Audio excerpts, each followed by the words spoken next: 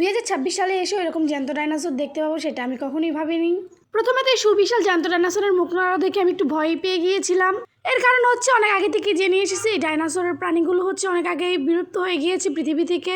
তাহলে তো নিশ্চয়ই এটা স্ট্যাচু টাইপের হবে, কিন্তু না, এটার মুখ আর লেজা লড়ানো দেখে তো আমি একদমই বিশাল ভয় পেয়ে গিয়েছিলাম। এই 2026-এর যুগে কিভাবে এত জ্যান্ত ডাইনোসর আসলো, কোথা থেকেই বা আসলো সেটাই ভাবতেছিলাম। এখানে কিন্তু অনেক প্রজাতির অনেক ধরনের ডাইনোসর ছিল, আর প্রত্যেকটাই কিন্তু এক একটা জীবিত ডাইনোসরের মতো নড়াচড়া করছিল। সরি ভিডিওর মাঝে আপনাদের একটু ডিস্টার্ব করলাম। প্লিজ প্লিজ আমার চ্যানেলটা আপনারা সাবস্ক্রাইব করে দিবেন, যাতে করে আমি খুব সুন্দর সুন্দর ভিডিও আমার লাইফে সবকিছু আপনাদের সাথে শেয়ার করতে পারি। পারলে অবশ্যই একটা লাইক করে এন্ড হচ্ছে ভিডিওতে একটা কমেন্ট করে যাবেন। এই তো এরপর হচ্ছে চারপাশে যে ডাইনোসরগুলো দেখছিলাম, আমি সবগুলো ঘুরে ঘুরে দেখছিলাম। এগুলো হচ্ছে আর্টিফিশিয়াল, এগুলো আর্টিফিশিয়াল এজেন্ট দ্বারাই হচ্ছে এদেরকে লড়ানো হচ্ছে, নড়াচড়া করানো হচ্ছে। দেখে মনে হচ্ছে একদমই জীবিত। এই পুরো পার্কটাই কিন্তু একদম ডাইনোসরের থিম দিয়ে সাজানো খুব সুন্দর করে। এই যে এখানে অনেকগুলো ডাইনোসর কিছু বাদ্যযন্ত্র নিয়ে দাঁড়িয়েছিল, এগুলোও কিন্তু নড়াচড়া করছিল।